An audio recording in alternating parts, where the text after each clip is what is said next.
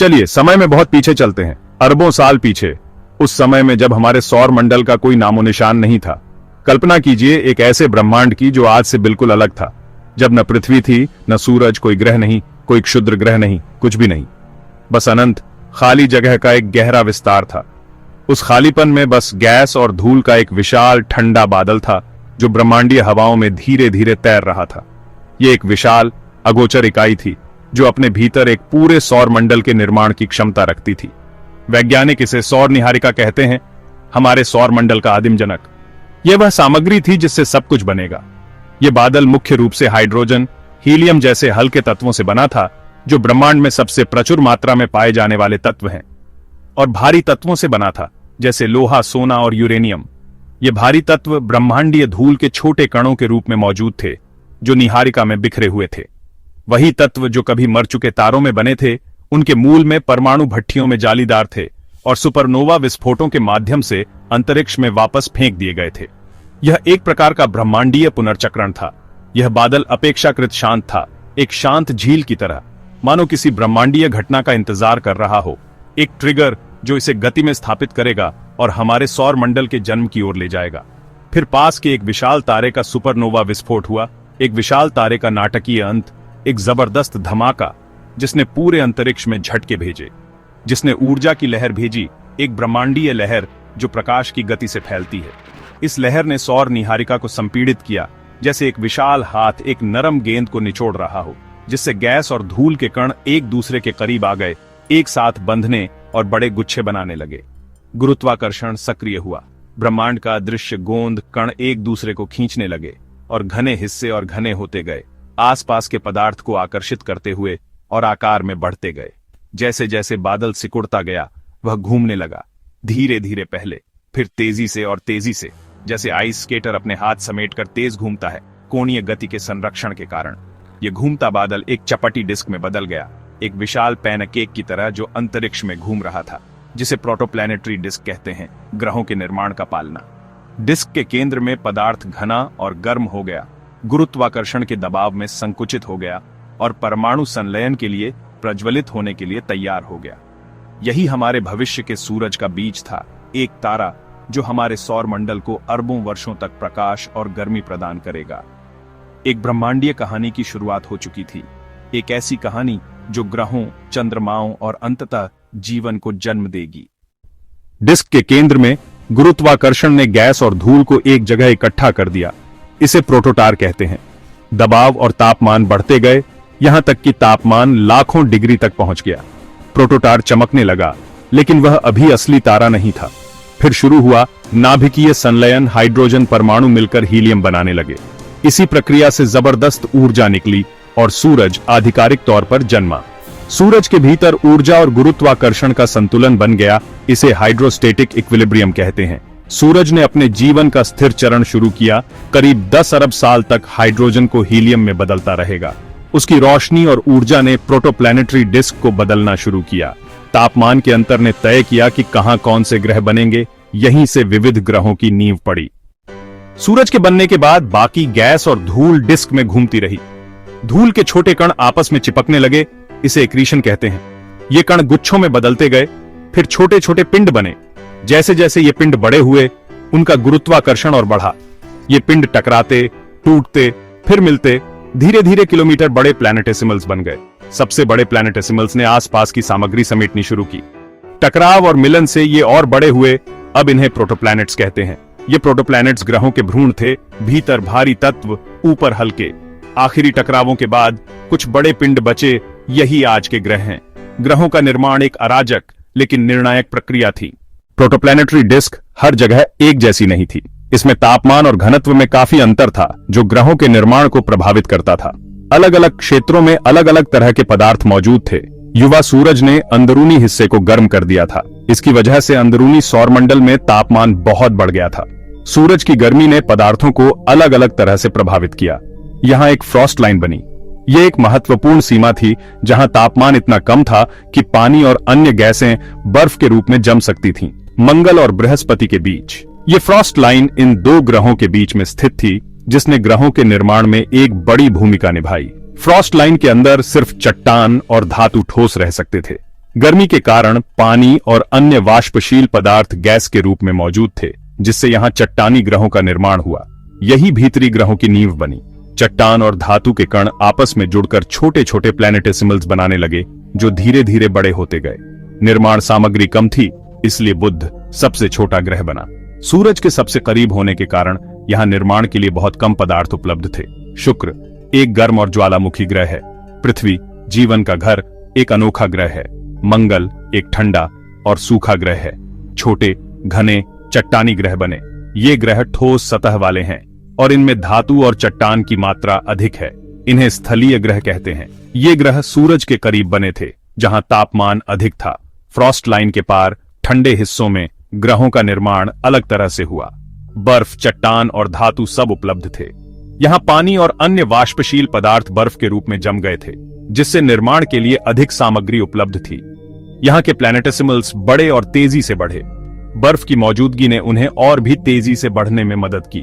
उनका गुरुत्वाकर्षण इतना बढ़ा कि वे अपने आसपास की गैसों को आकर्षित करने लगे, कि वे गैस पकड़ने लगे। उन्होंने हाइड्रोजन और हीलियम जैसी हल्की गैसों को अपनी ओर खींचा। बृहस्पति और शनि जैसे गैस दानव बने, जो हमारे सौरमंडल के सबसे बड़े ग्रह हैं, हाइड्रोजन और हीलियम से भरे। इन ग्रहों का वायुमंडल बहुत घना है और इसमें बादलों की कई परतें हैं। अरुण और वरुण ने भी गैस पकड़ी, लेकिन कम मात्रा में, लेकिन वे आइस जाइंट्स बने। इनमें पानी, अमोनिया और मीथेन जैसी बर्फ की मात्रा अधिक है। इस तरह सौरमंडल के दो परिवार बने, चट्टानी और गैसीय ग्रह, जो एक दूसरे से बहुत अलग हैं, यहीं से बने। तापमान और पदार्थों की उपलब्धता ने ग्रहों के निर्माण को आकार दिया। सूरज के जलने के साथ ही उसने सौर पवन आवेशित कणों की धारा फेंकनी शुरू की। युवा सूरज की सौर पवन बहुत तेज थी, जिसने प्रोटोप्लैनेटरी डिस्क की बची गैस और धूल को साफ किया।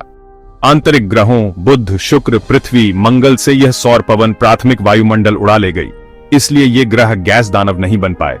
इनके द्वितीयक वायुमंडल बाद में ज्वालामुखी और धूमकेतु उल्कापिंडों से बने।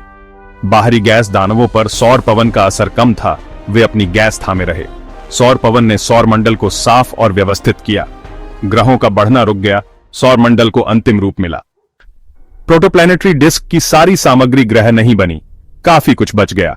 अरबों वर्षों के बाद भी इस प्रारंभिक सौरमंडल के अवशेष अभी भी हमारे आसपास मौजूद हैं, जो उस समय के बारे में बहुमूल्य जानकारी प्रदान करते हैं जब ग्रह आकार ले रहे थे। ये बचे हुए टुकड़े क्षुद्र ग्रह, जो चट्टानी और धात्विक पिंड हैं, जो कभी ग्रह बनने में विफल रहे। वे सौरमंडल के शुरुआती दिनों के जीवाश्मों की तरह हैं। धूमकेतु बर्फीले आवारागर्दी, जो सूर्य के चारों ओर लंबी विस्तृत कक्षाओं में यात्रा करते हैं, अपनी पूंछों के साथ जो गैस और धूल के शानदार प्रदर्शन में चमकती है। और चंद्रमा प्राकृतिक उपग्रह, जो ग्रहों की परिक्रमा करते हैं, आकार और संरचना में भिन्न होते हैं। कुछ चट्टानी और बंजर होते हैं, अन्य में भूमिगत महासागरों के प्रमाण होते हैं, आज भी सौरमंडल में है। मंगल और बृहस्पति के बीच क्षुद्र ग्रह पट्टी है। लाखों चट्टानी टुकड़े छोटे कंकड़ से लेकर विशालकाय चट्टानों तक एक ऐसे क्षेत्र में परिक्रमा करते हैं जहां कभी एक ग्रह बनने की उम्मीद थी। यहां ग्रह नहीं बन सका, गुरुत्वाकर्षण गड़बड़ी और पड़ोसी बृहस्पति के प्रभाव के कारण, क्योंकि बृहस्पति की गुरुत्वाकर्षण ने सामग्री को बिखेर दिया, जिससे क्षुद्र ग्रहों को एक साथ मिलकर एक ग्रह बनाने से रोका जा सका। कई चंद्रमा गैस दानवों के चारों ओर बनी मिनी डिस्क में बने, जैसे छोटे ग्रह, गैस और धूल के घूमते हुए बादल, जो विशाल ग्रहों के चारों ओर घूमते हैं।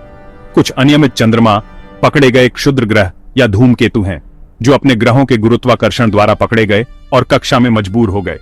हमारा चांद शायद एक विशाल टक्कर से बना, एक विनाशकारी घटना जिसने प्रारंभिक पृथ्वी को बदल दिया और हमारे रात के आकाश में सबसे परिचित वस्तु को जन्म दिया। थिया नामक पिंड के पृथ्वी से टकराने पर एक मंगल ग्रह के आकार का पिंड, जिसने हमारे ग्रह को एक तिरछे कोण पर मारा। टक्कर से निकला मलबा पृथ्वी के मेंटल और थिया दोनों से सामग्री अंतरिक्ष में प्रक्षेपित हुई। इकट्ठा होकर चांद बना, गुरुत्वाकर्षण के माध्यम से एक साथ बंधा हुआ और धीरे धीरे एक गोलाकार पिंड में आकार ले रहा है। धूमकेतु बर्फीले धूल भरे पिंड सौरमंडल के बाहरी हिस्सों के अवशेष हैं, जहां तापमान इतना ठंडा है कि पानी और अन्य वाष्पशील पदार्थ ठोस अवस्था में जम जाते हैं। ये मुख्यतः काइपर बेल्ट, नेपच्यून की कक्षा से परे बर्फीले पिंडों का एक विशाल क्षेत्र और ऑट क्लाउड में रहते हैं। सौरमंडल के किनारे पर धूमकेतुओं का एक काल्पनिक गोलाकार बादल, जो सूर्य से प्रकाश वर्ष दूर तक फैला हुआ है। कभी कभी कोई धूमकेतु भीतर आ जाता है, गुरुत्वाकर्षण गड़बड़ी से अपनी दूर की कक्षा से विचलित होकर। सूरज की गर्मी से उसकी पूंछ बनती है, क्योंकि बर्फ और धूल वाष्पित हो जाते हैं और सौर हवा द्वारा अंतरिक्ष में उड़ा दिए जाते हैं। ये सब हमारे सौर मंडल के निर्माण के गवाह हैं, जो हमें उस अराजक और हिंसक प्रक्रिया की एक झलक प्रदान करते हैं जिसके द्वारा हमारे ग्रह और अंततः हम अस्तित्व में आए। सौरमंडल के पहले करोड़ों साल अराजक थे, बचे हुए पिंडों की बमबारी जारी थी। इस दौर को लेट हेवी बॉम्बार्डमेंट कहते हैं। चांद और अन्य ग्रहों पर गहरे गड्ढे इसी के निशान हैं। ग्रहों के बनने के बाद विशाल ग्रहों ने अपनी कक्षाएं बदली, माइग्रेशन हुआ। बृहस्पति और शनि की गुरुत्वाकर्षण ने बाहरी सौरमंडल को हिला दिया, काइपर बेल्ट बिखर गई। इससे धूमकेतु और क्षुद्र ग्रहों की बारिश भीतरी ग्रहों पर हुई। बृहस्पति ने क्षुद्र ग्रह पट्टी को साफ किया, वहां ग्रह नहीं बनने दिया। धीरे धीरे ग्रहों ने अपनी कक्षाएं स्थिर कर लीं, सौरमंडल व्यवस्थित हो गया। निर्माण और सफाई का युग खत्म हुआ। अब सौरमंडल जीवन के लिए तैयार था। हम यह सब कैसे जानते हैं? वैज्ञानिक सुराग जोड़ते हैं, मौजूदा चीजों से अतीत को समझते हैं। उल्कापिंड, प्राचीन क्षुद्र ग्रहों के टुकड़े हमें शुरुआती सौरमंडल की सामग्री दिखाते हैं। चांद की चट्टानों की उम्र करीब 4.5 अरब साल पृथ्वी और चांद के बनने का समय बताती है। चांद की सतह पर गड्ढे लेट हेवी बॉम्बार्डमेंट के सबूत हैं। आधुनिक टेलीस्कोप जैसे हबल और जेम्स वेब हमें दूसरे तारों के चारों ओर बनती डिस्क दिखाते हैं। इन डिस्क में ग्रहों के बनने के संकेत, गैप्स और क्लम्प्स दिखते हैं। हमारे सौरमंडल के ग्रहों, क्षुद्र ग्रहों और धूमकेतुओं की बनावट भी इस कहानी की पुष्टि करती है। हर मिशन, हर नई खोज इस कहानी को और मजबूत बनाती है। सबूतों को जोड़कर हम अपने सौरमंडल की उत्पत्ति समझ सकते हैं। हमारे सौरमंडल की कहानी एक साधारण बादल से शुरू होकर ग्रहों और जीवन तक पहुंचती है। एक सुपरनोवा ने सौर निहारिका को संपीड़ित किया, गुरुत्वाकर्षण ने डिस्क बनाई। सूरज के जन्म ने ऊर्जा और गुरुत्वाकर्षण का केंद्र बनाया। धूल से पिंड से ग्रह साधारण नियमों से असाधारण जटिलता बनी। फ्रॉस्ट लाइन ने ग्रहों के दो परिवार बनाए, भीतरी चट्टानी, बाहरी गैसीय। सौर पवन और बमबारी ने सिस्टम को अंतिम रूप दिया। हमारे चारों ओर चट्टाने, उल्कापिंड, चांद और दूर के तारे इस कहानी के सबूत हैं। ये कहानी हमें ब्रह्मांड से जोड़ती है। हम सचमुच तारों की धूल से बने हैं। ये विनम्र और प्रेरणादायक कहानी है हमारी अपनी। विज्ञान को जानिए और अपने ब्रह्मांड को समझिए।